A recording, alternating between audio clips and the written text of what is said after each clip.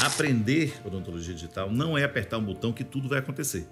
Você precisa se aplicar em estudar odontologia, os fundamentos da odontologia e usar a tecnologia a seu favor. Isso, perfeito. Agora, preste atenção na consulta, ouça seu paciente, conecte com ele, entenda o problema dele, seja empático, se coloque no lugar dele para ver se você consegue ajudá-lo. Então, as outras coisas são consequências desse. Então, vai ser levada a seu dia a dia, todos os dias. Que você tem momentos que você vai ter que indicar extrações de dente porque você acredita que aquele é o melhor naquele momento. E a implantologia trouxe isso. Nem sempre aquele dente que está no mau posicionamento, apesar de saúde periodontal perfeita, mas ele está numa forma que eu não consigo reabilitá-lo. E vou indicar uma eutanásia dental para que eu obtenha uma outra solução.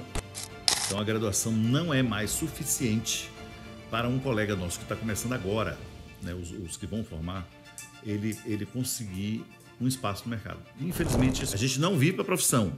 A profissão é um meio para você viver dentro do que o ser humano gostaria. Fala pessoal, iniciamos agora então o segundo episódio do GugaCast com a primeira temporada, que é a Odontologia Inspiradora. Hoje a gente vai trazer um professor Luiz Rogério Duarte, que foi uma pessoa que me inspirou na implantodontia, na minha carreira de um modo geral, mas especificamente quando eu fiz a especialização de implante, que alguns não sabem, mas eu também sou implantodontista. E, como vocês sabem já, o objetivo desse podcast é trazer pessoas relevantes que já têm uma carreira consolidada na odontologia baiana. E a gente vai bater o papo, entender quais foram os caminhos que foram seguidos por eles, né, que levaram eles a essa situação hoje. E isso pode inspirar e deve inspirar, na verdade, como aconteceu comigo, pode te inspirar para que aconteça também com você esse caminho, trilhar um caminho que leve você a uma situação que você deseje na odontologia. A gente vai conversar hoje então com o professor Luiz Rogério Duarte. Ele tem muita coisa para acrescentar para a gente em relação a experiências, tá? A melhor forma da gente aprender, eu costumo falar isso, a melhor forma da gente aprender são com os erros. Se forem com os erros de outras pessoas, melhor ainda. Então vamos começar aqui o papo com o professor Luiz Rogério Duarte, tem mais de 30 anos de profissão, é um cara que está o tempo todo antenado e é odontologia digital, o cara está na frente da odontologia digital, o cara está realmente buscando se reinventar a todo tempo. Professor, bem-vindo ao GugaCast.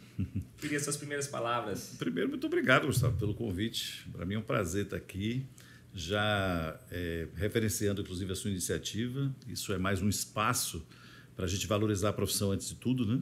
E se a gente puder influenciar positivamente pessoas, alunos, jovens, né, que estão começando a carreira agora, sim, vamos em frente, porque a odontologia é a profissão que cuida dos nossos sorrisos. A expressão máxima da felicidade. Palavras do professor Carlos Eduardo Francisconi que a gente jamais vai esquecer.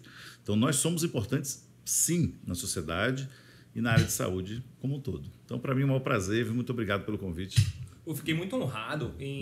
O primeiro momento que eu tive um contato para fazer o convite com o professor Luiz Rogério, prontamente ele aceitou. Cara, nessa data eu não posso, mas se for online a gente faz, se for presencial a gente marca outra data, mas aceito sim. Isso é uma honra para mim, Rogério, ter você aceitando um convite de forma tão a se prontificar em participar. Principalmente quando a gente conversou sobre a proposta, né? A proposta é a gente trazer conhecimento, assim, experiências, trocar um bate-papo leve, que traga o que aconteceu na nossa carreira, na sua carreira, que levou você a esse ponto de destaque hoje, né?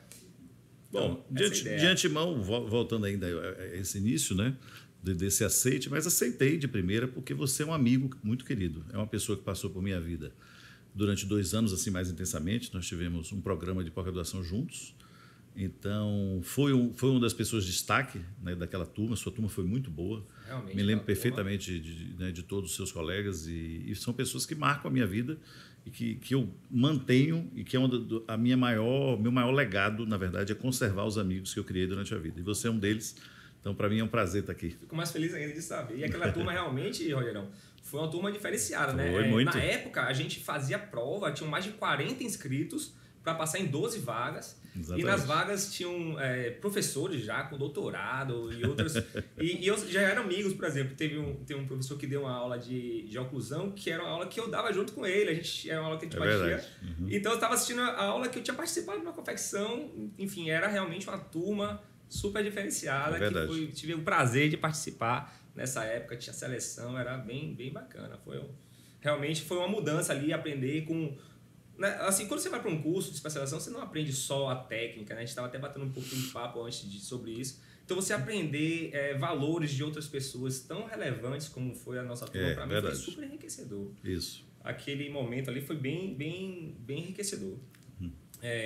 Falei em momentos, né? Eu queria que você destacasse ou pensasse aí em algum momento na sua carreira que foi algo assim que, poxa, esse foi um momento que foi realmente relevante para mim e fez alguma mudança na sua carreira. Busca aí o Rogério lá de trás. Eu poderia citar alguns, mas eu vou citar talvez o principal, né? Realmente a grande virada de chave da minha carreira foi quando eu fui para Bauru fazer o mestrado em implantologia. Porque naquele momento, o programa que você participou, ele nasce de um bate-papo entre eu e o professor André Carlos de Freitas, né? O professor André Freitas. E dali a gente fez o projeto, ele me convidou. E quando ele me convidou, eu não tinha título de mestre ainda. E eu disse, não, André, se você está me convidando, eu vou me qualificar para isso. A gente convidou para participar como docente, também, como exatamente. Docente. Ele para fazer parte. Já que eu te interrompi, pessoal, sempre a gente faz aqui um bate-papo, não é cronometrado, mas para ter uma referência aquele nosso time, então vamos lá pro time da nossa conversa. Mas enfim, ele te convidou para ser docente. Isso, para ser docente do quadro permanente, do quadro profissionalizante da primeira pós-graduação da Universidade Federal, que era digamos assim, um marco assim, importante. Em Bauru lá. Não, primeiro eu digo aqui, né? Esse convite ele me fez primeiro. Então eu disse, o que eu respondi a ele foi, bom, se você está me convidando para eu ser docente, nunca tinha passado na minha cabeça, eu vou me qualificar para isso. Então está muito claro na minha cabeça que um mestrado é um curso para você se transformar num professor. E naquela época eu queria fazer na minha área, que era o que estava bem de ponta, que era implantodontia, né? A especialidade de implantodontia. E só existiam dois programas de pós-graduação ao nível de mestrado no Brasil. Doutorado nem existia ainda. Era ou Bauru ou Santa Catarina com o professor Magini. Que ano a gente está falando isso daí? Estamos falando aí entre 2001 e 2003. E aí, ao tomar essa decisão, e quando realmente André levou à frente o projeto, e eu ajudei ele nessa confecção, então eu resolvi procurar o programa e conheci algumas pessoas de lá, e quando é que ia ter prova, quando é que ia ter a seleção, e para me preparar para aquele momento. Como qualquer estudante ali, exatamente. Né? Uhum. Então, aí o que eu queria dizer. Por que esse momento é relevante? Porque naquele momento tinha muitos professores, era um momento que a implantodontia estava fervilhando no Brasil. Né? Existia um interesse imenso de toda a classe, tanto do pessoal da pério, como da cirurgia, da prótese. Então, estava todo mundo doido para aprender aquela nova tecnologia que estava mudando a odontologia. Não era mudando a vida de uma pessoa ou outra, não. A gente estava mudando uma ciência. Então, quando eu fui me inscrever nesse programa, um professor de cirurgia era um amigo pessoal. Ele tinha sido meu professor no credenciamento dos implantes zigomáticos em 2000. Foi quando eu comecei a trabalhar com isso. Então, eu fui até lá e conheci a universidade e ele me disse, o programa vai abrir as inscrições e a prova vai ser em dezembro. Em novembro, perdão. Me lembro perfeitamente disso. E você tem aí 4 meses para se preparar. Ali, Gustavo, eu levei a coisa tão a sério que eu fechei o consultório por 2 meses só para estudar para aquela prova. Caramba. Eu sabia que ia ser difícil, mas eu vou narrar para você quando eu cheguei lá. Quando eu cheguei lá, tinha um auditório com 78 pessoas para 6 vagas. Então, foi um funil maior do que o vestibular. Não tem nem comparação. Porque tinha professores com doutorado, tinha professor de universidade. Não tinha nenhum menino fazendo, né, cara? Menino era eu. Aos 35 anos, se não me engano, 35 ou 34 anos de idade, com os meus sonhos, com os meus desejos e concorrendo num público extremamente difícil. Mas vamos em frente, né? Vamos em frente. Então, encarei aquela prova lá e realmente não estava esperançoso. Não estava esperançoso. Uns 20 dias depois, eu recebo uma ligação do professor Gunnar. Naquela época já existia internet, mas era bem incipiente ainda. Os e-mails a gente já tinha, mas não existia zap, nada disso. A comunicação não era tão a jato como é hoje, tão instantânea. E aí ele me telefona, lá por volta aí do dia 10 ou 12 de dezembro. Me lembro perfeitamente disso, estava se aproximando da época de Natal. E aí me chamava de Baiano. Baiano, tudo bem? Como é que está você? Está doido para saber, né, como é que foi a prova? Pois é. Eu tenho uma notícia para você. Na parte da cirurgia, você tirou 10. Realmente, eu não tinha nenhuma esperança de passar. Quando ele falou aquilo acendeu dentro de mim uma possibilidade de entrar naquele programa. Então eu digo, pois é, então você tem chance. Não estou dizendo que você passou, mas na minha parte você tirou 10. Não tinha feito o resultado ainda. Não. Tá, não. E assim, nessa hora que a gente ligou também, 20 dias depois, ainda não tinha. Não, aí criou aquela expectativa imensa. E aí foram mais 6 dias me torturando, praticamente sem dormir direito. E aí saiu o resultado oficial, publicado no site da universidade, e eu estava entre os 6 convocados top. para participar de um programa onde o professor Branemark ia ser professor da área profissionalizante. Então, essa notícia chegou quando veio o resultado. Então, aquilo ali, Gustavo, vamos colocar assim, não vou contar o restante, mas um marco muito importante da minha carreira. A passagem do mestrado e ter a oportunidade de ter estudado com o professor Branemark. Aquilo ali é um momento assim realmente inesquecível para mim, do ponto de vista acadêmico. Então, para quem não sabe, na verdade, o professor Branemark é simplesmente a pessoa que desenvolveu o implante dentário como se conhece hoje. Né? Ele é um médico sueco que estava estudando circulação sanguínea e tal, e percebeu que nos tubinhos de titânio formavam osso, e a partir daí ele teve a serendipidade de transformar aquele achado aleatório num achado super relevante, que transformou, como o professor Rogério falou, transformou completamente a odontologia. Né? Ele não transformou uma especialidade, não criou uma nova especialidade, ele transformou simplesmente a odontologia. E essa transformação lentamente vai acontecendo com o decorrer dos anos. Foi exatamente.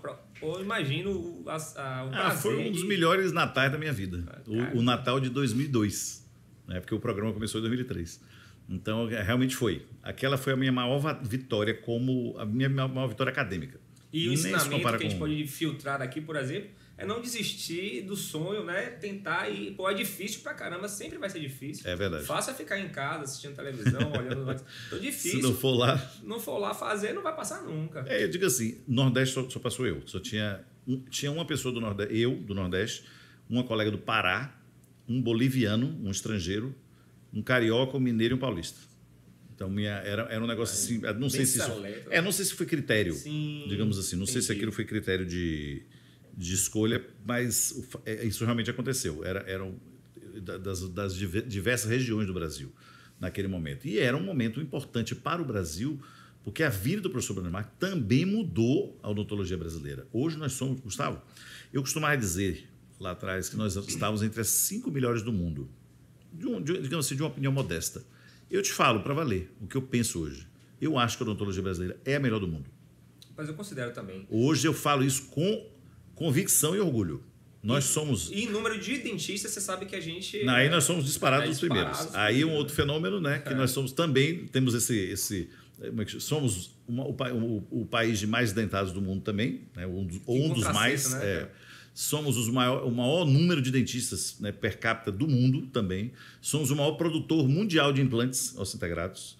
E somos também os primeiros, o que tem mais dentistas atuando, né, na profissão no país, no território brasileiro. É fato. Todos esses números nós estamos no topo. Então a gente vai ter os melhores, mas também tem a galera que se diferencia. Eu estou me referindo, na verdade, no início, à qualidade da nossa odontologia. Com certeza. Eu realmente tenho muito orgulho de dizer, e os dentistas brasileiros são muito respeitados em todos os lugares do mundo. Os que eu passei, inclusive, sempre são muito bem referenciados. Sempre. Sensacional. Me fala aí, depois do mestrado, eu sei que um tempo depois, não sei exatamente quanto tempo no seu timeline ali, você trabalhou também diretamente em Bauru, em um programa que o professor Branemark também estava presente. Na verdade foi o seguinte, aí quando começou o programa para valer, ele chegou em agosto, mas ele tinha mandado um projeto de pesquisa, que foi o projeto que caiu para mim. Eu acho assim, se você me perguntar por que você foi escolhido para tocar aquele projeto naquele momento era inédito, que era a pesquisa dos implantes zigomáticos em carga imediata com duplo zigomático. Então era um avanço absurdo em termos de ciência. Não sei te responder 100%. Talvez, na época eu era solteiro, então, ou seja, o professor coordenador, que era o professor Franciscone, sabia disso. Não sei se ele levou uma série de, de requisitos para me escolher como o braço que ia tocar aquele projeto. Na verdade, foi isso que aconteceu. Só um minuto. Entendi, tá. E quem não sabe, para quem não sabe também, o professor Luiz Rogério foi um dos pioneiros, não sei se exatamente se foi o pioneiro a trazer o implante zigomático para a Bahia, né? Uma referência de implante zigomático aqui na Bahia, certeza absoluta que está diante da minha pessoa aqui. O primeiro professor que fez, quando eu vi a técnica, foi o professor José Escasso Filho. Ele fez uns 2 ou 3 casos, se não me engano. Mas aquilo despertou em mim uma curiosidade sobre uma outra vertente digamos assim, de caminho para reabilitar maxilar atrófica. Você começou em 2000 num curso que você falou antes, né? Na verdade, eu fui apresentado isso em 99. Em 2000, fui fazer o credenciamento. E o primeiro caso que eu fiz foi em 2001. E está lá até hoje, né? Continua na boca até hoje. Mas eu digo o seguinte, aí eu não sei se o professor François sabia disso, sabia que eu tinha aquele início, não sei se esse foi um critério que ele levou em consideração. Mas o fato foi que o projeto estava semi-pronto, semi-acabado, e o professor Gunari foi meu orientador direto, e ele disse, você vai fazer isso aqui. Então, realmente caiu para mim aquela história. No começo, eu tive aquilo, que legal, uma coisa que eu gosto de estudar, que me interessa, mas depois eu entendi o tamanho do abacaxi, né? O tamanho do problema, que é a tese clínica. Mas por inexperiência, inclusive, talvez até por isso. Hoje eu tenho essa vertente também de entender isso. Eles podem ter escolhido mais novo. Eles me disseram, vamos botar em Rogério que ele vai ter gás para poder tocar isso aí. E graças a Deus foi o que aconteceu mesmo. Isso trouxe um monte de requisitos. E aí a gente trouxe a tecnologia para a Bahia, é fato. Depois eu acabei virando ministrador, né, desses cursos. Eu, se não me engano, até você fez um desses programas. Não, eu fiz um curso. Na especialização, a gente fez um caso que foi até em ambiente hospitalar. Foi isso. Que a paciente veio esses dias aqui para mim, esses dias mesmo, tem uma semana. E o implante está lá, bonitão no lugar. Tem mais de 10 anos, isso que é 2010. Então, 13 anos. Existiam assim, os credenciamentos, né, dos implantes zigomáticos. E aqui no Nordeste eu fui responsável por 8 credenciamentos. Inclusive 2 internacionais. Então foi isso. Foi uma jornada, né, até mais ou menos 2009. O último acho que foi 2010. Entre 2009 e 2010.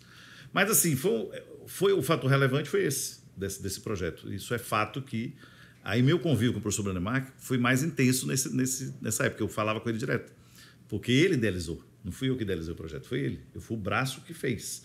E ele foi, inclusive, da minha tese, ele me deu a honra de ser... Ele foi da minha banca, né? Ele e o professor André Freitas.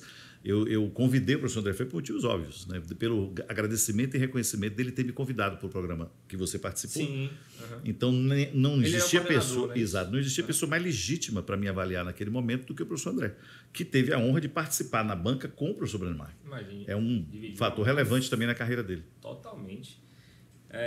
Em relação ao desafio superado, você falou de um desafio aí da entrada no mestrado, foi um grande desafio, né? Num funil tão restrito como esse. Você destaca algum outro desafio, alguma outra situação que te desafiou e que possa trazer um ensinamento para os espectadores, né? Quem está assistindo o nosso podcast? Eu passei por algumas coisas relevantes até na profissão, que foi o seguinte, quer ver uma coisa interessante, pouca gente sabe? Eu fui um dos colegas, né, dos implantodontistas, e isso está diretamente relacionado ao crescimento da especialidade, que ajudou a quebrar você levar um médico para fazer sedação para a gente em consultório odontológico. Sim. A gente faz isso corriqueiramente. Isso. Né? Alguns colegas começaram a convidar os médicos para participarem disso. E no início a medicina foi extremamente contra. Imagino. Era um paredão a ser vencido, porque os médicos mais antigos, eles não concebiam nenhum tipo de procedimento que pudesse ser venoso, que é vedado a nós por lei, feito fora do ambiente hospitalar. Uhum. Então, eu fui um dos que ajudou a quebrar aquilo ali. Procurei os anestesistas mais novos, procurei a legislação, fizemos seminários em cima disso, a BO apoiou na época.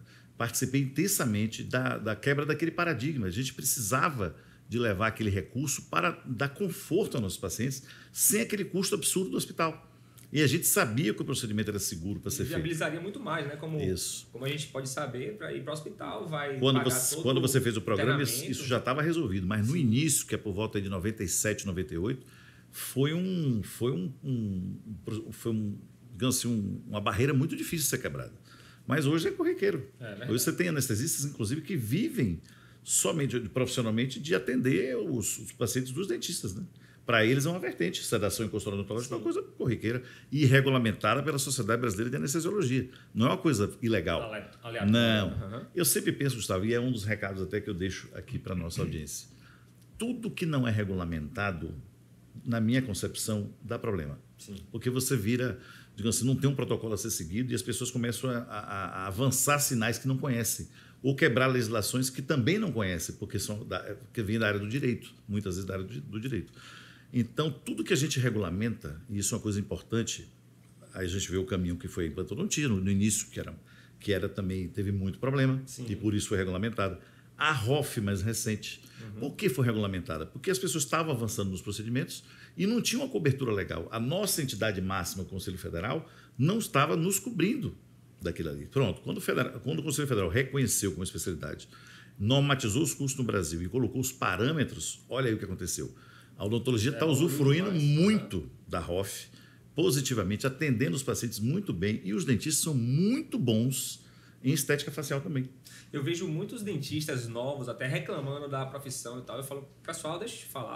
Eu tenho 20 anos de formado e talvez esse seja um dos momentos mais bonitos da odontologia, no meu ponto de vista. A odontologia digital entrando, a ROF entrando. Então, assim, para quem quiser desenvolver, né, o conhecimento, acho que é a melhor época que eu vivi. Não sei, você tem 10 anos a mais, também não sei seus filtros, né? Não, mas conta aí. Eu diria o seguinte, eu vou ter que colocar você em cena nesse aspecto. Eu acompanho o seu trabalho, acompanho o seu desenvolvimento na odontologia digital. Eu participei do momento que ela chegou ao Brasil. Inclusive, na minha clínica, a gente faz odontologia digital. Nós fomos, talvez, o segundo ou terceiro a comprar o Serec, a primeira máquina que veio para o Brasil. Né, digamos, e está lá até hoje, funcionando, tem 10 anos isso e funcionando perfeitamente. Mas eu digo assim, ali começou a história, né, da odontologia digital. É Marcos, né, que está com você? Já Marcos e Mauro, os dois irmãos. Mas, independente disso, por exemplo, a família Regis, que é muito conhecida em prótese, tudo, eles também adquiriram o equipamento depois, e isso foi o início de tudo. O conceito chairside, né? Então você conseguiu o paciente chegar e entregar o dente no mesmo dia. Numa qualidade excepcional. Eu digo sempre que pode ter gente tão apaixonada com a tecnologia quanto eu. Mais do que eu é impossível. Apesar de que a gente também não consegue acompanhar o desenvolvimento de hoje, que é uma coisa que virou... É igual à internet. Então, hoje, por exemplo, a quantidade de publicações que você recebe em um mês é impossível de ler. Então, a gente já tem esse problema. Então, a quantidade de informação que chega, a gente realmente precisa filtrar, porque não conseguimos consumir ela toda. A gente tem que saber onde buscá-la no momento que a gente precisa. Mas, lhe colocando em cena, eu acompanho o seu trabalho, e a odontologia digital hoje, o que mais me encanta é a precisão. Exatamente. Então, nós tínhamos um problema de... O dentista sempre falava isso, né? Eu já usei essa tática também. Às vezes com razão, às vezes não. E a gente sempre colocava... terceirizava a culpa. O laboratório, pronto. O laboratório entregou, o laboratório errou aqui. Então, o dentista, digamos assim, incorporou no seu vernáculo o fato de terceirizar o problema. O problema técnico, o não encaixa, não adaptação, qualquer tipo de diferença de cor. Então, o coitado do técnico sempre pagava o pato. Sendo que, na verdade, o grande responsável somos nós. Exatamente. Que estamos ali. O paciente nem sabe que é um laboratório que você está usando. O paciente vai buscar Guga Freitas, vai buscar Rogério. Não, isso mexeu com os laboratórios também, porque eles viram, bom, as nossas técnicas analógicas de trabalhar, elas estão, não vou dizer ultrapassadas, mas existe coisa tão mais precisa que nós precisamos entrar nisso. E o que aconteceu? Os laboratórios precisaram se modernizar, precisaram entrar nessa linguagem. Então, hoje, eu vou falar um protocolo aqui, provavelmente você deve utilizar isso. Você faz uma seleção de cor através de fotografia de altíssima qualidade. Um escaneamento. Já existem softwares que identificam e descromatizam a cor. Então, se essa linguagem é a mesma que o laboratório usa, a chance de você acertar é muito maior. Então, isso é inegável, esse crescimento. E para a turma mais jovem, eu diria o seguinte, a odontologia digital é uma das vertentes, né, que trazem para ele a possibilidade deles terem um nível de odontologia similar aos mais experientes. Com certeza. A curva de aprendizado ficou achatada, né? Isso. Antes, para você fazer um caso de altíssima qualidade, de muita precisão estética, você precisava de uma curva, galera, de muito tempo de trabalho, de experiência. Hoje, se você faz a coisa bem feita, se você busca o conhecimento, com a odontologia digital, ela é achatada totalmente. Eu digo sempre, é colocar a tecnologia para trabalhar para nós. Isso. Não é a gente ficar escravo da tecnologia. E não pode ser uma coisa que você coloque no consultório que você não consiga dominá-la, nem acoplar na sua rotina. Exatamente. Que aí você criou um problema. Exatamente. Não, eu antes sabia fazer, agora não sei fazer mais. E outra coisa também nesse ponto, não adianta o dentista ser medíocre ali no analógico, vou botar o digital, vou resolver o meu problema. Não. O dentista bom vai ser melhor ainda com o digital, porque ele vai ser mais rápido. Exatamente. Mas o dentista que não é bom não vai melhorar por causa do digital. Pronto. Ele só vai ter toda a consequência vindo mais rápido. Né, aí vai o meu recado. O Instagram é uma das melhores formas de comunicações que existem no mundo hoje. Está tudo no Instagram. Eu chamo até de mercado peça, né, porque você tem de tudo ali dentro. Mas, para a turma mais nova, eu diria o seguinte, só lembrar que aprender odontologia digital não é apertar um botão que tudo vai acontecer. Exatamente. Você precisa se aplicar em estudar odontologia, os fundamentos da odontologia e usar a tecnologia a seu favor. Isso, perfeito. Agora, apertar o botão e tudo acontecer não vai ocorrer. Aí só no mundo no mundo virtual. Anota essa aí, viu, galera? Essa aí é bacana. No mundo virtual. A odontologia digital só são ferramentas que vão otimizar a mesma odontologia. Se você sabe ajuste oclusal, se você sabe adesão, você sabe uma boa odontologia. Exato, perfeito. O recado seria esse, né? Em cima, basicamente, muito assim do que você faz. Que eu admiro demais. Não é a minha área de atuação, mas assim, acompanho, reconheço e recomendo. Recomendo. Aos meus pacientes e as pessoas que fizeram, recomendo. Engraçado é que está acontecendo uma outra coisa. Posso puxar digamos assim, um storytelling que aconteceu tem um mês mais ou menos. Eu tive minha paciente há mais de 20 anos, e ela fez um trabalho de lente de contato, de molar. E está super satisfeita. Só que ela tem 60 e poucos anos, e o que aconteceu? Ela teve uma fratura no incisivo lateral de uma endo antiga que ela tinha. Sim. E ela veio para mim questionar o trabalho no seguinte sentido: poxa, será que eu arranjei um problema? Meus dentes ficaram mais frágeis, tudo. E eu tive todo o cuidado de dizer: olha, não é isso. Você fez uma opção, tinha indicação, você tinha apiamento, não estava satisfeito, você tinha várias cores, você já estava multicolor. Então, hoje existe uma uniformidade e eu estou te falando do ponto de vista social. Está muito bonito o seu trabalho. Agora, nós temos um problema. Você fraturou um dos dentes que fazem parte da sua composição do sorriso. E eu vou ter que intervir em um deles. E aí veio... eu não tinha passado por isso ainda, só por isso que eu estou falando a você que vai começar a acontecer. Sim. Não tenha dúvida. Que é remover a unidade dentária no meio de uma reabilitação complexa, onde eu não posso fazer vários movimentos de exodontia, Sim. que eu posso danificar e começar a pular lente de contato em cima de mim. Imagine. Então, aí, ou seja, eu lancei mão das técnicas mais atuais e conservadoras da exodontia, que foi completamente diferente de como eu aprendi. Então, isso eu digo hoje, um implante unitário em zona estética, talvez o procedimento mais importante seja a extração. Sensacional. Mesmo que tenha, digamos assim, um valor agregado menor, é o procedimento mais importante. É o início de tudo, porque se você destruir tudo, aí você tem realmente um problema. E o que aconteceu foi que eu consegui resolver sem danificar o trabalho dela. Show. Eu sei que existe um outro problema, que é acertar... exatamente. Então, aí traduzindo aí para a turma mais nova, imagine você mudar uma cerâmica dentro do banheiro. Um piso só, né? Depois de 10 anos e querer que aquela cor bata exatamente igual àquela cerâmica antiga. É o mesmo problema que os dentistas enfrentam. Só que os dentistas são muito bons nisso e a tecnologia nos ajuda. Então, o que eu vi foi, no provisório, eu já vi uma característica de cor muito próxima do trabalho que ela fez. Então, aquilo eu documentei tudo, porque foi uma vertente nova. Eu não tinha me encontrado naquela situação ainda, de ter que ter intervido num trabalho pronto, Sim. que em tese é definitivo. Sim. Pelo menos ela comprou dessa forma, mas na verdade, você veja, nada é definitivo. Não, com certeza. Outras coisas podem acontecer. Durante a pandemia, foi uma característica, houve muita fratura dentária, tanto de zona de molar, de pré-molar, ou estéticos, né, de canino para frente. Então, unitário passou a ser a rotina diária do implantodontista, não mais os arcos totais. Né? Então, eventualmente aparecem os arcos totais, mas o dia a dia do implantodontista hoje é unitário. Não tenha dúvida, que é fratura. Muito bruxismo, muito apertamento, né? E a gente tem convivido com isso. Foi incrível essa mudança, realmente. A gente começou a perceber dentro do consultório, era o tempo todo, pacientes com apertamento. Aqui em Salvador, por exemplo, tudo parou na pandemia. Os consultórios foram obrigados a parar de atender durante uns 2 meses, não lembro exatamente. E depois começou a atender só urgência. Só que a única urgência que eu sabia trabalhar era a urgência de uma prótese que soltou, uma fratura, um dente, alguma coisa.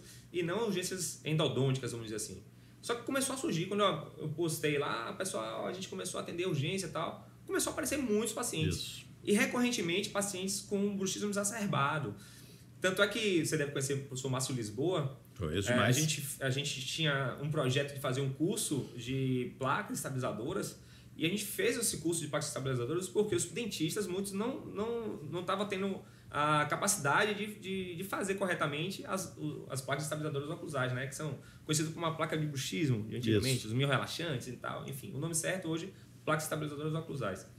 A gente montou o programa e foi sucesso. A gente vendeu bastante curso porque a gente estava... Hoje é o dia a dia, né? Ajudando outros dentistas a ajudarem outros pacientes. Isso. Né? E tem uma máxima que eu aprendi, que eu replico, que a melhor forma de você prosperar é saber como ajudar alguém. Se você descobriu a melhor forma de ajudar alguém, aquilo vai ser recorrente e você vai ser recompensado pelo universo, enfim, aquilo vai voltar para você de uma forma também positiva. Então, pense em algo que possa ajudar a alguma pessoa, que aí você vai estar sendo eficiente no seu caminho de sucesso. É uma filosofia lindíssima de vida.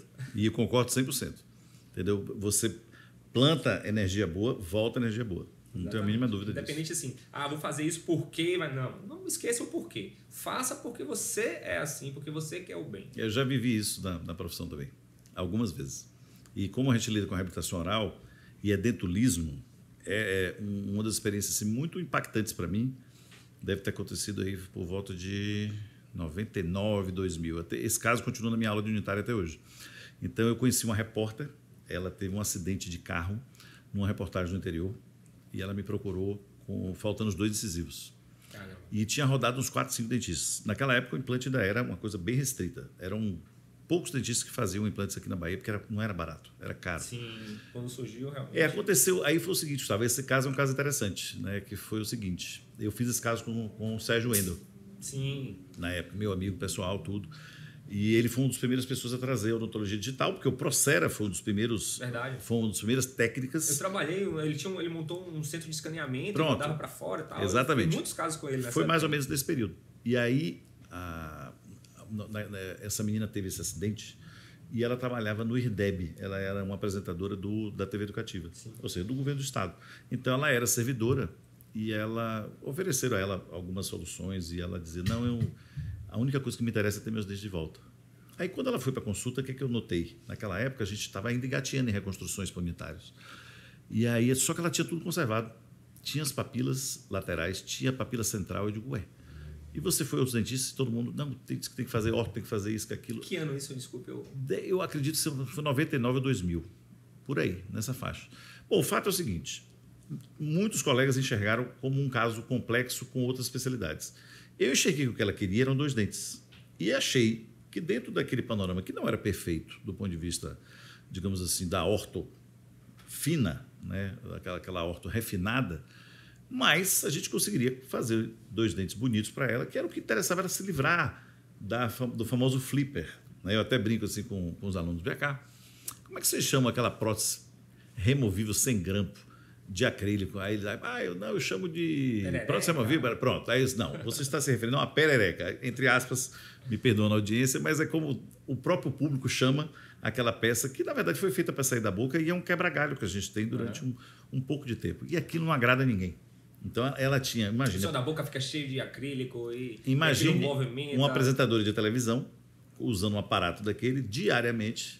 Né, nas câmeras de televisão, aquilo incomodava ela profundamente. Então, aqui vários memes a gente vê a pessoa falando, solta, a gente pode saber que aquilo ali que é a famosa perereca. Aquilo ali, Gustavo, ela, quando na consulta, e esse é um momento muito importante, é outra dica que eu dou, preste atenção na consulta, ouça seu paciente, conecte com ele, entenda o problema dele, seja empático, se coloque no lugar dele, para ver se você consegue ajudá-lo.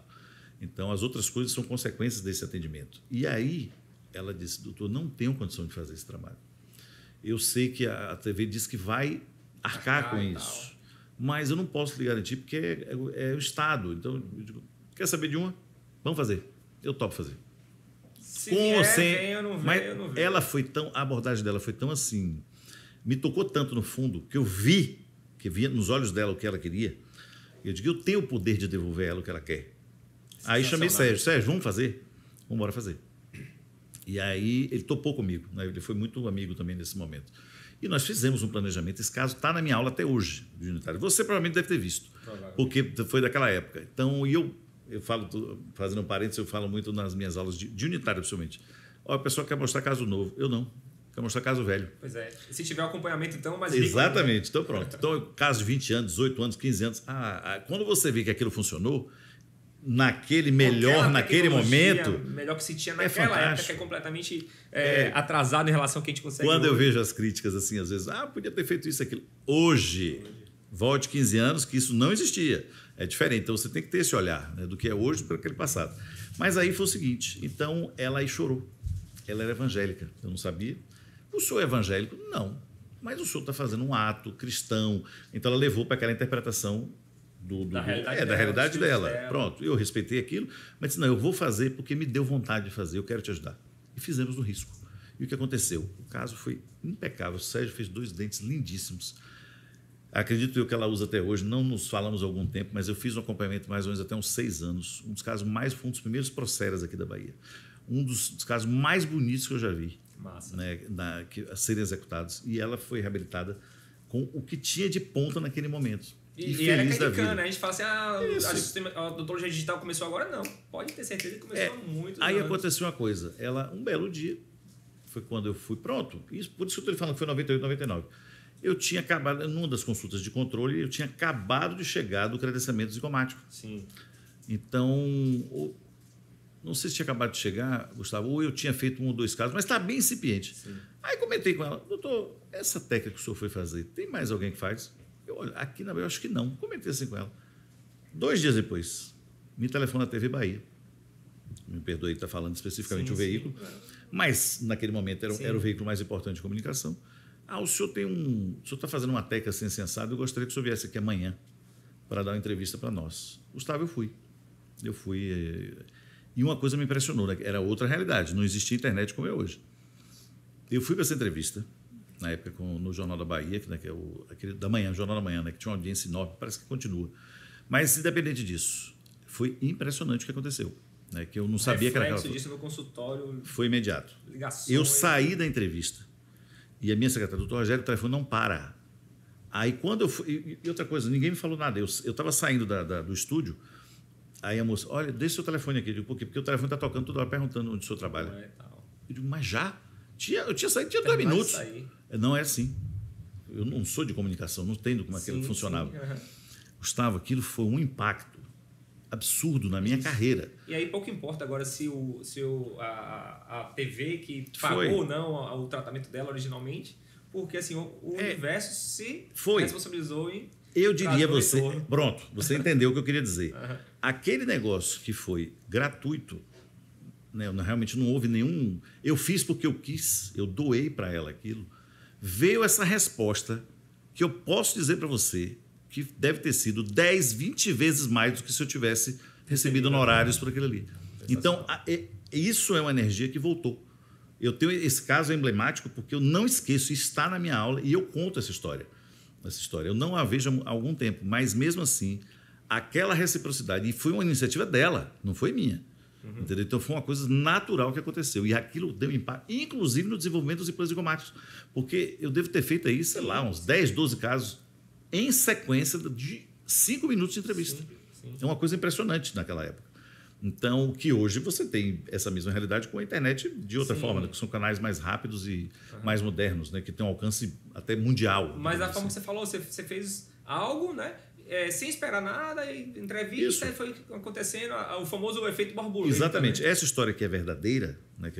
Eu diria assim, é interessante a gente registrar ela aqui, para que quando as pessoas, digamos assim, se você tiver uma empatia com o seu paciente, se aquilo, eu digo sempre... Conexão e empatia, eu gravei essas 2 palavras aqui. Exatamente isso. Esse tipo de conexão, o que é que vai acontecer? Vem de dentro de você. Eu fiz aquilo e ainda levei o Sérgio junto, que não tinha nada a ver com a história.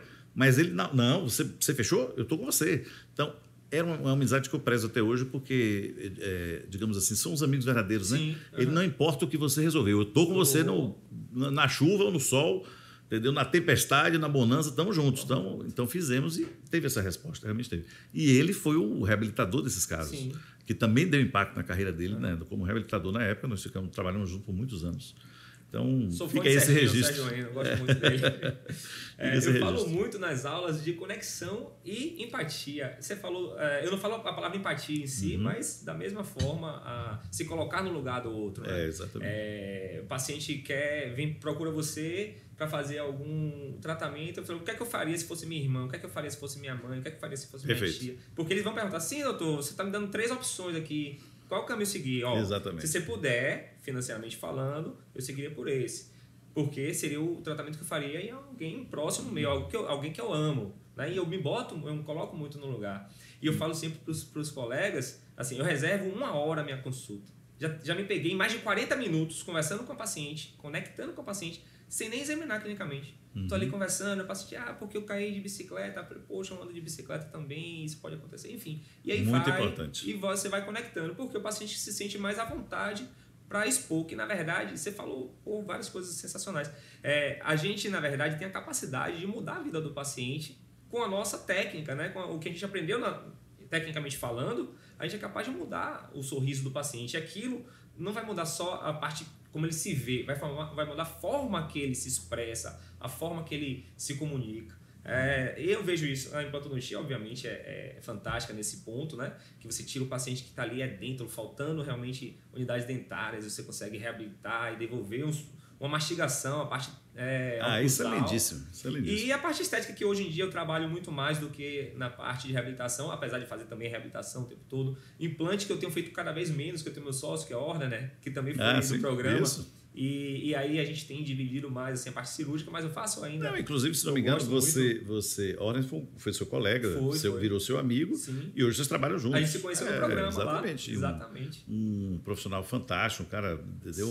Foi uma das pessoas também que passou por lá e que fez o seu caminho. Sim. Né? Fez o seu caminho, sabia o que queria, estava crescendo profissionalmente. Como pessoa, é um cara espetacular. Veja, é uma conexão que você teve lá do curso de pós-graduação, que segue com você na sua carreira. Né? A gente fez, eram grupos de 4 alunos, a gente era do mesmo grupo, a gente viu uma afinidade grande, ele complementava com a periodontia e outra área que não era da minha afinidade, e eu complementava com a parte da prótese, que também não era afinidade dele. A gente, não vamos montar aqui um consultório e tal. A gente montou, tá aí mais de 13 anos de parceria juntos aí. Verdade. Tá, aí voltando, então essas transformações que a gente faz no paciente, a ideia principal é ver essa mudança acontecendo na vida do paciente. É sensacional esses feedbacks. Esse feedback que você deu, assim, a paciente precisava daquilo, era algo, né, que ela precisava muito. Especificamente da odontologia digital, né? E já vi algumas coisas que você publicou e sei que o impacto que dá de uma mudança de sorriso, um desejo, né, de ver aquele sorriso bonito, brilhante, entendeu? Um pouco mais claro, diga assim, mas naquela harmonia facial, aquilo muda a vida de uma pessoa. Então, a odontologia hoje, eu chamo até assim, Gustavo, porque para valer tem uma mudança de paradigma. Né? Eu sou da odontologia curativa, eu fui treinado para a odontologia curativa. Hoje a odontologia ela tem um aspecto, digamos assim, prospectivo. Você oferece um serviço que não necessariamente é essencial, mas que pode ter um impacto de mudança. Essa é uma vertente. Outra vertente, em certas áreas da nossa sociedade, por exemplo, jogadores de futebol, no esporte, virou um símbolo de status. Sim. Fazer a sua reabilitação com lente de contato e fazer e harmonizar o sorriso, vamos chamar assim. É um sinal de status. Virou isso também. Então, existe essa outra vertente, que é uma vertente social. Não estou aqui entrando no mérito de que está certo ou está errado. Estou apenas dizendo que é um desejo, né, que aconteceu. Então, essa odontologia prospectiva, ela pode ser oferecida, digamos assim, numa perspectiva de ganho de saúde? Sim. Porque o sorriso social é uma coisa importante. Alguém vê um apresentador de televisão que esteja faltando unidades dentárias ou com cores diferentes nos incisivos centrais, por exemplo? Pois é, perde aquele... Existe isso? Não existe? Não existe. Não existe. Então, se não existe... Mas se existisse, perderia exatamente. Um pouco de credibilidade. Quem transforma aquilo? A odontologia. Exato. Então, é uma coisa muito importante. Então, muita gente... aquilo não é saúde, aquilo é estética. Eu tenho uma vertente de dizer, olha, a estética e a saúde hoje, elas estão tão interligadas que é sim saúde você ter autoestima elevada através de um sorriso que você gosta, que você tenha naturalidade de falar. Então, eu realmente sou daqueles dentistas que tem um olhar um pouco mais avançado e dizer, não, é um direito seu, de que eu não gosto, eu quero modificar isso, eu quero modificar para melhor, e a odontologia é o caminho. E essa odontologia prospectiva, às vezes, ela é, digamos assim, ela é meio desvirtuada. Aí vamos agora, de novo, nos referir à audiência. Você precisa se qualificar. Você que quer entrar na odontologia digital, que quer fazer esse tipo de trabalhos transformadores, realmente são impactos espetaculares. Perfeito. Beleza. Estou interessado nisso e no meu bolso também. Digamos assim, se você focar primeiro no seu bolso, antes de você ter uma formação adequada, inclusive humanista, para você saber o que é que você vai dar de impacto, talvez lá na frente você tenha problemas. Então, o recado que eu dou é, eu acho bonito aquilo, vou me qualificar corretamente, vou procurar os programas de pós-graduação que consigam me treinar, mas para tratar um indivíduo que tem expectativas de saúde. Ou seja, As outras consequências disso, inclusive as financeiras, são impactos naturais que vão acontecer, mas são consequências, não são a vertente inicial. A vertente inicial é tratar aquele paciente da melhor forma possível para dar a ele o que ele quer ou até mais do que o que ele quer na sua expectativa. E isso vai fazer diferente na sua carreira. Então esse é o recado. Muita gente vê justamente isso. Facetas de resina, algo que dá dinheiro. Beleza. E aí começa a fazer pensando no dinheiro e você vê várias pessoas. E resina de cerâmica, enfim, eu citei um material especificamente. Aí você vê, por exemplo, a resina é boa que não desgasta o dente. Aí você vê uns degraus lá, maltratando completamente periodonto, gengiva, aquelas gengivas super inflamadas, por causa de degraus positivos. Porque eu vou fazer a resina sem desgastar o dente. Só que você está causando um problema ainda maior no periodonto. É verdade. Então, assim, é como o professor Rogério, como você falou, né? Se qualifica, busca o conhecimento para fazer algo realmente que vai ser bacana para o paciente em todos os sentidos. E a empatia volta mais uma vez, se coloca no lugar dele. Você gostaria de ter o resultado final ali em relação à sua gengiva, em relação à sua saúde, que você está entregando para o seu paciente? Perfeito. Se você gostaria, então tá tudo certo. Tem uma outra história assim, interessante. Foi um bate-papo que uma vez eu encontrei com um médico, né? Um bate-papo assim de... Não me lembro se um barzinho, uma rodada de vinhos. E existia essa dúvida. Eu já vou levar agora para um lado ético. Que é o seguinte, quando o médico indica, por exemplo, uma cirurgia de próstata com robô, que é a ultra tecnologia da medicina agora, inclusive nós temos 4 aqui na Bahia, eu te pergunto, deixo esse questionamento, ele indicou porque realmente está bem indicado aquilo ali, ou porque ele pode ser que ele queira ter outras vertentes que estejam dentro da cabeça dele, né, de crescimento profissional? Bom, vou falar em outra linguagem. Por que não é permitido no Código de Ética que existam comissionamentos por indicação? Sim. Essa é a vertente. Então, o bate-papo foi esse do vinho.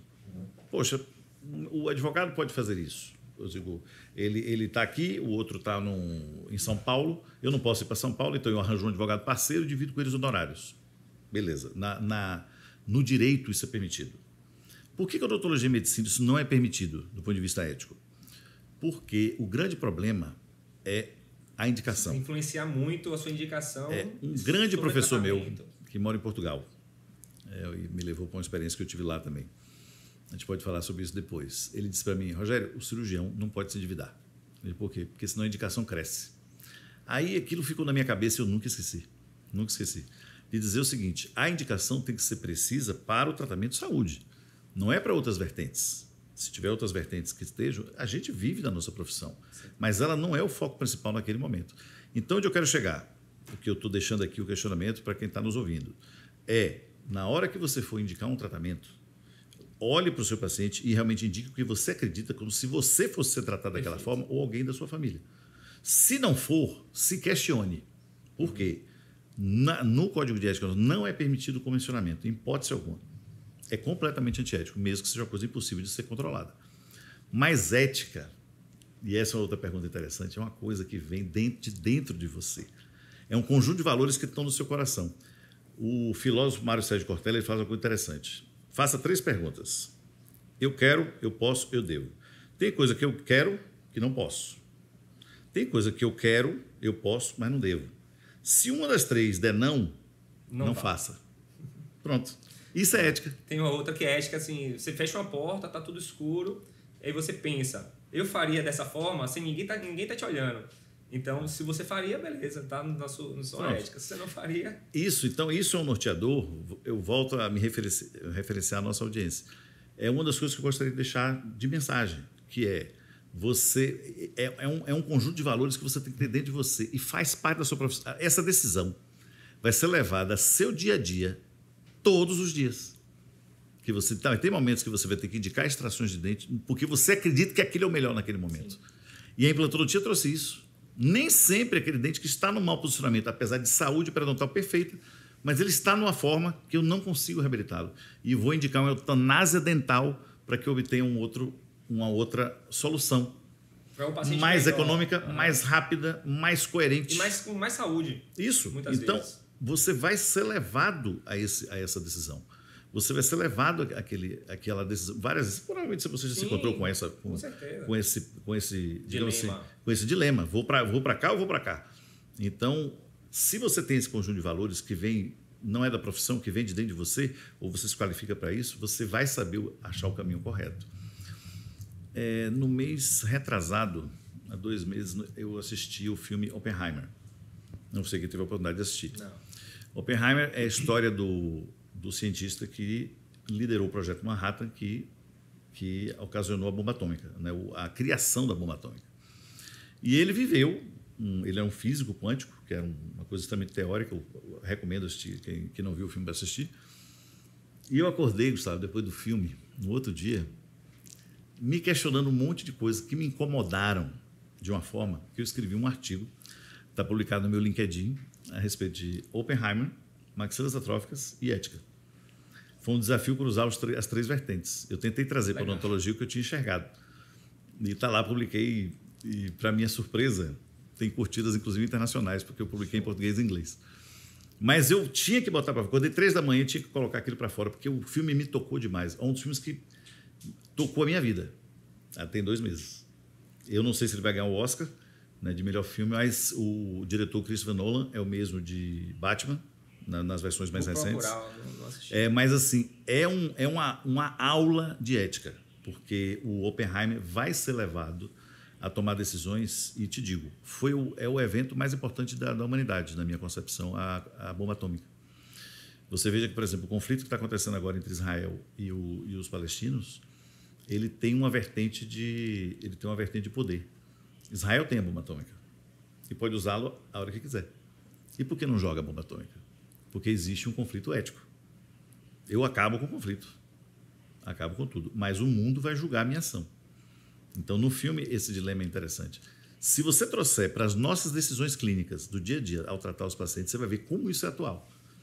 Então, eu, mais uma vez, referenciando os recados que a gente pode deixar para a turma mais jovem, trabalhe um pouco mais, não só a parte técnica, trabalhe mais o seu lado humano, o seu lado humanista, porque você pode ter certeza que existe um público de clientes que vão lhe procurar por causa dessa vertente. Não porque você é o ultra especialista, melhor do mundo naquela técnica X ou Y, mas porque a pessoa vai gostar de você, da sua sinceridade e das suas escolhas, e vai entregar a sua saúde em confiança para você.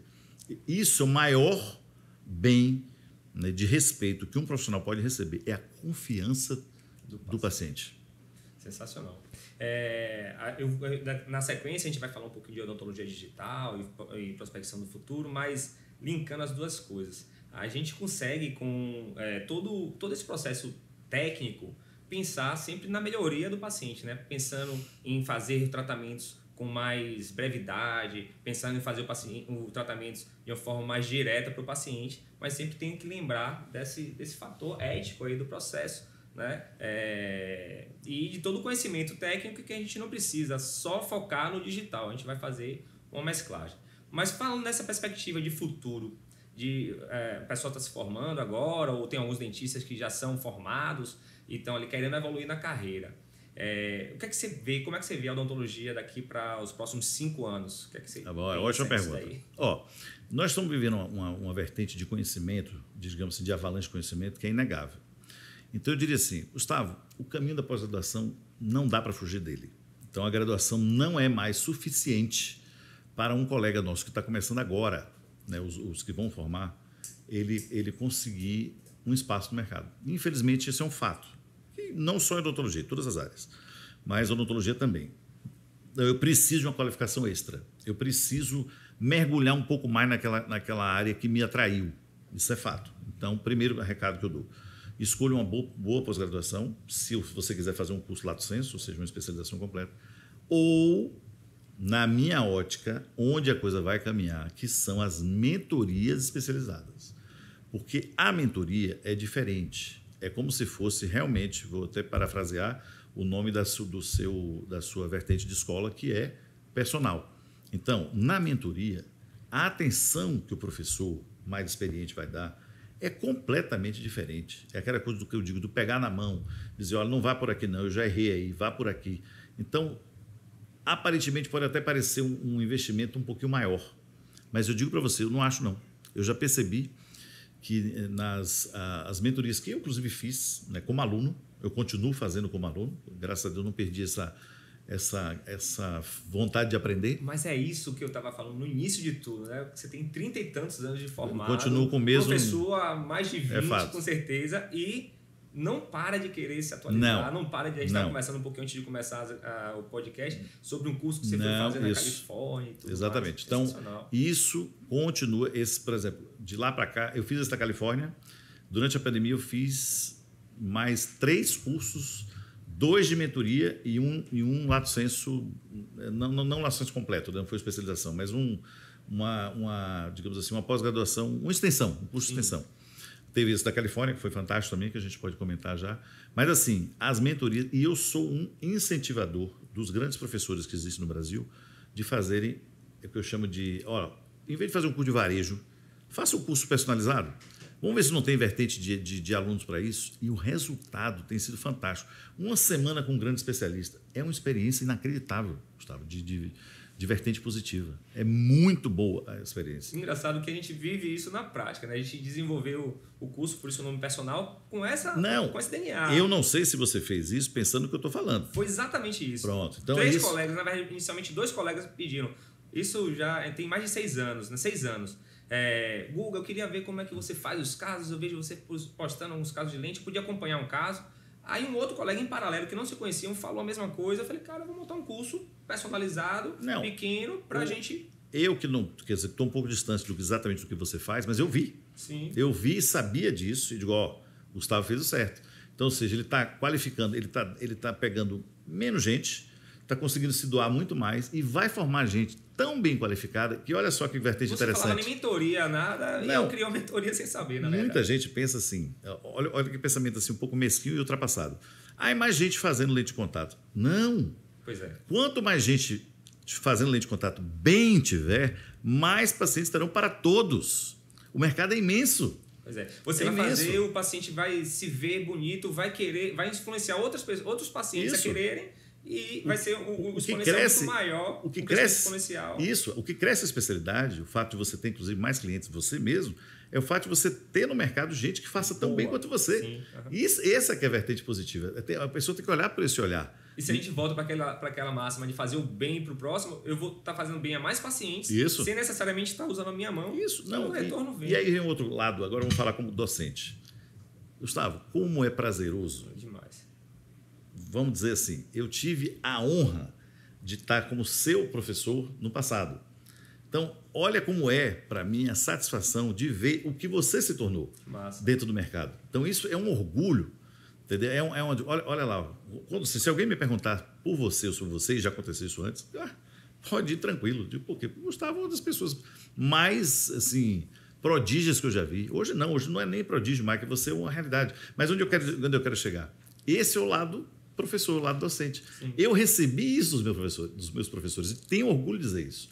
Eu escolhi professores como mentores, os que eu tenho referência até hoje, que sempre valorizaram os seus alunos. Então, eu vejo o que você faz. Você transforma a vida das pessoas que te procuram do ponto de vista docente.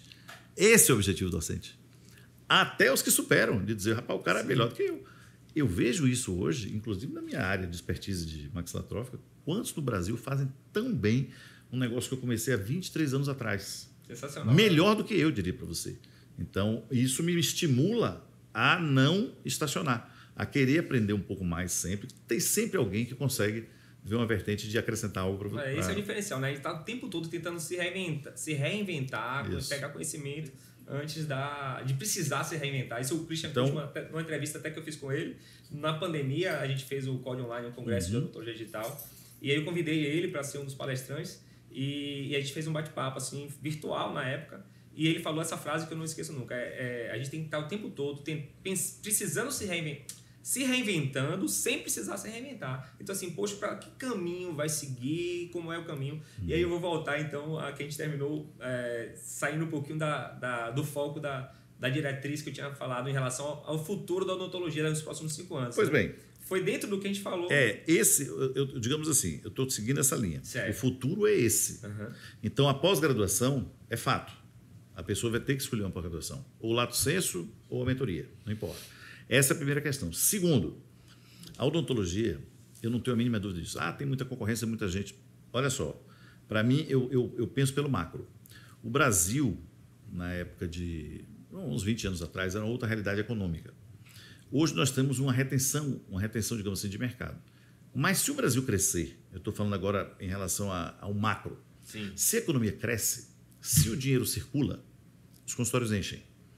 Então, você que acredita na odontologia como uma profissão para você viver, que é outra coisa importante também. A gente não vive para a profissão. A profissão é um meio para você viver dentro do que o ser humano gostaria. No meu caso, me colocando em questão, criar meus filhos, ter um convívio com a minha família, com a minha esposa. Né? Ou seja, eu ser feliz dentro de um seio familiar. Esse foi o meu objetivo. Pronto. A odontologia me permite que eu consiga alcançar esse objetivo, mas eu não vivo para ela. Eu não sou escravo da odontologia e até nem recomendo, né, para que a pessoa não fique bitolada em 4 paredes, parecendo um tatu, né, como se o mundo lá fora não existisse. Então, o recado é esse. Hoje, o dentista ele é um ser mais completo. Ele precisa ser uma pessoa que lê cultura geral, que lê entretenimento, que lê sobre política, digamos assim, economia. Na verdade, você conhece um profissional liberal tão completo quanto o dentista? Pois é. Eu vou dizer algumas vertentes aqui da odontologia. Fotógrafo, se não for profissional, está perto. Informática básica? Não. Informática avançada. É um excelente técnico de TI. Contador? Não é só contador. Ele é um empreendedor, quase um CEO. Entende muito de economia, entende muito de, de investimentos, os que são bem-sucedidos, sim. Ele é um excelente psicólogo, porque todos os dias nos nossos consultórios chegam pessoas com outros problemas que estão se refletindo na boca ou vêm procurar a boca para simplesmente ter uma consulta para poder desabafar. É um escultor. Exatamente. O elemento técnico não entra nem em questão. É um artista. É um artista digital, um artista na cera. Eu sou fã do dentista como profissional. E digo mais. Não estou nem falando das outras coisas. Às vezes tem que falar mais de uma língua, tem que saber ler inglês, né, com certa fluência. Ou seja, Gustavo é um super-homem. É um profissional, tem que ser um ser completo. Você não será escolhido porque é o melhor em técnica. Você será escolhido pela sua clientela porque ela se identifica com você em várias vertentes. Ainda mais nesse mundo digital que os processos, as partes técnicas estão sendo substituídas muitas vezes, né? Se a gente não tem o poder de comunicação eu li que as profissões do futuro são aquelas que ajudam, que mantêm a comunicação, a conexão pronto, você falou tudo, conexão e empatia. As profissões do futuro estão vinculadas, né, do ser humano, estão vinculadas à conexão e empatia. Então, se a gente tem as duas vertentes, mais importante do que, na verdade, não mais importante, mas tão importante quanto desenvolver toda a técnica, vai garantir um futuro. Pois é. Então, aí dentro, só para fechar, para concluir, qual é o futuro da odontologia? É conectar com o mundo. O dentista tem que ser um ser completo. Não é mais o ser tecnicista. A técnica, Gustavo, ela pode ser... A técnica ela é boa quando todo mundo consegue alcançá-la. Qual foi o maior legado que o Brånemark deixou para a odontologia? Uma coisa chamada protocolo. Virou um apelido de um modelo protético, mas o que foi diferente dele foi fazer sempre igual, independente do paciente. Aí ele conseguiu mensurar o resultado, que passou dos 95%. Ninguém tinha conseguido aquilo, porque basicamente o dentista era um professor pardal. Sim, fazia de um jeito em um, de um jeito no outro. Exatamente, e achava que ao inventar várias técnicas que ele estava realmente tratando, ele não tinha método. O Brånemark colocou metodologia e nós cientificamente conseguimos progredir. Então o maior legado dele foi esse. E o engraçado permissão aqui para falar sobre o Brånemark, mas uma das coisas que fez todo sentido aí dentro dessa conversa que a gente está tendo é que ele desenvolveu a prótese, os implantes para prótese protocolo, pensando em pessoas mutiladas, né? Exatamente. Mandibulares. Período pós-guerra. Então, assim, foi uma doação dele também nesse sentido. Só para ilustrar o momento histórico, a Suécia foi neutra durante a Segunda Guerra Mundial. Aquilo deu algumas vertentes, eles eram muito bons em usinagem, principalmente usinagem do titânio, que aí vem porque o Brånemark descobriu a Nobel Biocare, que foi a empresa que conseguiu fabricar os primeiros implantes. Sim. Eles sabiam usinar o titânio, que é um metal enjoado, né, de você trabalhar com ele. Mas o período pós-guerra tinha muito desdentado, tinha muita gente de depressão. Então, na Suécia era um problema de saúde pública. Ele focou naquilo quando percebeu o fenômeno. Olha, isso aqui talvez eu possa curar próteses dentárias e tratar um monte de gente. Então, começa dali. Realmente é dado a ele digamos assim, esse mérito, né, de ter focado nos dentários totais, foi dado ao Brånemark ter se preocupado com isso. Com o objetivo de ajudar eles, né? E aí mudou a ciência da odontologia, apesar dele ser médico, né, de formação ortopedista. Então, isso realmente aconteceu. Mas eu volto a dizer a você, para mim hoje o dentista é um ser mais completo. Ele tem que interagir com o mundo. A técnica ela pode ser ensinada e reproduzida. E quando ela é boa, ela é reproduzível, né, na mão de qualquer pessoa. Então, o restante é que vai fazer a diferença dentro do mercado extremamente competitivo. Exatamente. É esse. Hoje já tem braços mecânicos da Dentium, acho que é o nome dessa empresa, que já faz... Estava em protótipo no IDS, acho que você estava presente, não lembro. Não fui não. E que mais já faz implante guiado através de braços mecânicos. Eu vi. Estou então, podendo assim, essa técnica. Se a gente não desenvolver essa parte humana que existe na gente... isso não vai ser substituído pela máquina, pelo menos a princípio eu não vejo como. É verdade. Pessoal, é o seguinte, nosso tempo finalizou, mas eu não queria finalizar antes de um fechamento, né? Umas palavras finais do professor Rogério para toda essa introdução. O bate-papo sensacional aqui, eu estou feliz, pelo menos eu estou curtindo muito. Espero que vocês também estejam aproveitando um pouco, pegam aí, faz as anotações, já teve filme, que indicação de filme e tudo. Rogério, finaliza aí, fecha aí. Eu vou finalizar dizendo a você o seguinte, Gustavo. Além de já ter agradecido você o convite, é um prazer, né, conversar sobre a vida, né? A odontologia faz parte da minha vida, sim, da sua também. É através dela que a gente busca aqueles objetivos outros que eu falei, mas o recado que eu diria seria isso. Hoje, eu vivo... Minha esposa também é dentista, né? Para quem não conhece, é a Vivi Rabelo. Então, você é muito conhecida na harmonização facial. Eu já fiz um convite a ela também. Ela estava viajando. Ela falou, Guga, quando eu voltar de viagem, a gente agenda. Hoje ela tem uma agenda mais apertada até do que a minha. E eu me encontrei nessa situação, né? Dentro da nossa família. Eu passei a exercer um papel de mãe. Porque quem leva agora para médico, para cima e para baixo, sou eu. Então, às vezes na escola. Então, eu convivo. Eu fiquei muito mais próximo dos meus filhos, porque eu tive que apoiá-la. O que complementa essas vertentes da vida, né? Isso. Então, é uma coisa que nós nos damos muito bem, porque eu, digamos assim, eu reconheço o momento dela pessoal e profissional e apoio 100%. E por isso eu tive que assumir algumas tarefas, né, dentro do objetivo de casal. Mas os recados finais que eu diria seria isso. A odontologia é linda e cuida do que a gente tem de mais precioso, que é o nosso sorriso. É a máxima expressão da felicidade. Alguém vê uma expressão, uma foto, uma imagem, um desenho expressando felicidade que não seja com um sorriso?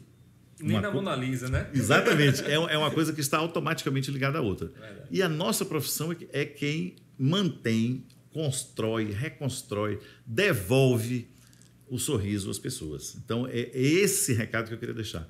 É essa a nossa missão. A nossa missão é cuidar da saúde das pessoas através da beleza do sorriso. Então, se a pessoa tiver isso na sua cabeça, que esse é o seu objetivo, eu quero viver disso, eu quero ajudar pessoas a manter a expressão máxima da felicidade. Pronto, tudo acontecerá. O seu objetivo vai ser alcançado. Volto a dizer, só não vai acontecer no botão de Instagram. Sim. Você vai ter que subir os degraus, como todas as pessoas que eu conheço que escolheram os caminhos corretos. Por último, Gustavo, eu vou deixar um outro recado, uma leitura interessante paralela. Foi uma coisa que eu fui apresentado tem 1 mês e meio, que é o efeito Dunning-Kruger. O efeito Dunning-Kruger é depois quem quiser olhar na internet, você vai ver, eu adotei nas minhas aulas a partir de agora. Né? Eu, inclusive, apresentei isso na jornada da UniFTC, na JOC. Para aí um pouquinho. Anotem aí, peguem papel quem não está, porque vai efeito Dunning-Kruger.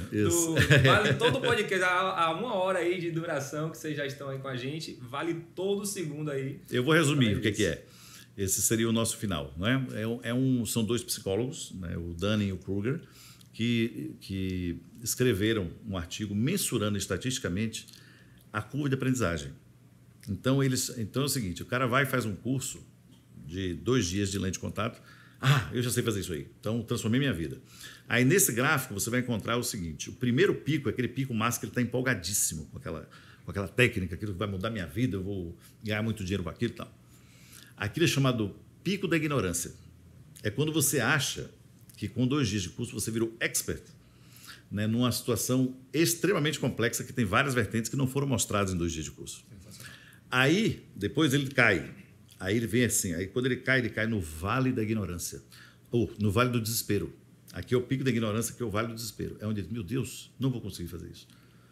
Aí ele entra em desespero. Eu sou muito ruim, eu sou péssimo, eu não entendi nada. Pronto. Aí os que persistem começam a entrar numa curva ascendente chamado o momento que você cai a ficha e diz assim, poxa, não, aquilo que o professor falou, agora entendi. A ficha, isso, encaixou.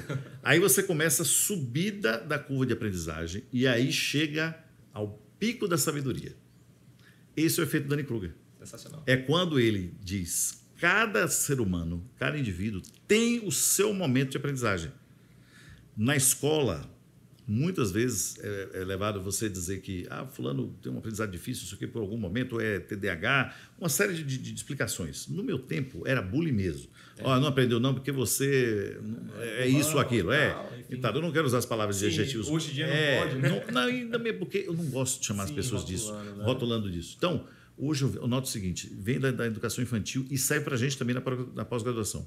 Cada aluno tem o seu tempo de aprendizagem. Se eu não peguei de primeira, eu pego de segunda, terceira, de quarta. Não importa. O importa é que eu consiga chegar ao Vale da Sabedoria. Mas não vai acontecer no botão do Instagram. Pois é. Então, nem vai ser tão fácil quanto parece no Instagram também, né? Quem quiser dar uma olhada, olha na internet, tem vários psicólogos, inclusive no YouTube, falando sobre o efeito Dunning-Kruger. E quando você procura mais, o gráfico aparece. Mas é interessantíssimo quando você sente... Pico da ignorância. Não, o pico da ignorância e o vale do desespero. Onde você fica, meu Deus, eu não vou conseguir aplicar nunca isso. Quantos alunos você já passou? Pois é. Que você já viu acontecer? Poxa, isso aí não vai ser minha realidade. Não. E depois... O recado que fica não desista. É aí que vai fazer a diferença. E de primeira, 99% você não acerta. Você tem que persistir. Vou complementar um pouco. Ontem eu estava na Netflix e vi o filme de Stallone, um documentário, alguma coisa. Ele insistiu várias vezes, ele era tido como um péssimo aluno na escola, ele não conseguia escrever e ninguém chamava ele para fazer os filmes, enfim, de uma forma resumida. Até que ele escreveu o Rocky Balboa e terminou. Eu já li alguma coisa sobre isso, quer dizer que ele falava torto. Tinha cara de bobo, não sei o quê. Tinha o olho caído. Então ninguém chamava ele para fazer os filmes e fazia os filmes de segundo escalão ali e tal. Ele começou ele mesmo a produzir os filmes dele, escrever. E a trilogia Rocky Balboa foi um sucesso influenciou a geração toda e ele virou um grande popstar, né, do cinema. É verdade. Exatamente. São exemplos aí que servem para gente. É isso, Gustavo. O recado seria esse. Mais uma vez, muito obrigado a você. Massa. Eu que agradeço mais uma vez. Vamos ver se a gente vai ter outros momentos de conversar sobre outras coisas também, né? Mas vamos organizar isso. Muito obrigado pela oportunidade. Então, pessoal, finalizamos então o segundo episódio do nosso GugaCast e acompanhe os próximos.